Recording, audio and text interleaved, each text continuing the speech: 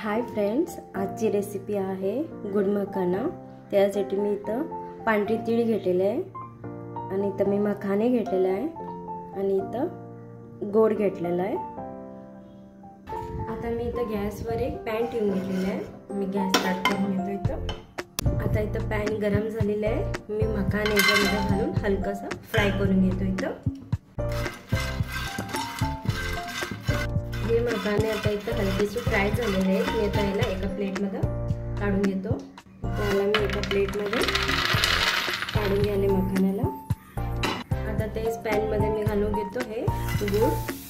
त्याच्यामध्ये घालून घेतो मी हलकसं हे पाणी।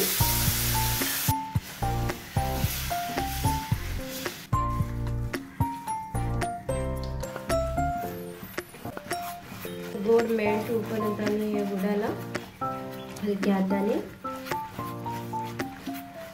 मिक्स करूया।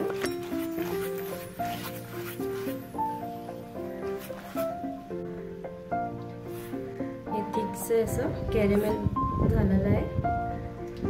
आता मी याच्यामध्ये घालून घेतो हे मखाने।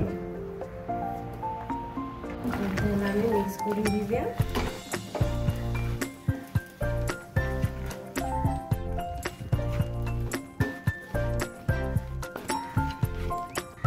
आता मी इथं वरून घालतो हे पांढरे तीळ, चिमूटभर मीठ। आता याला मी एक पेपरवर घालून घ्यायला।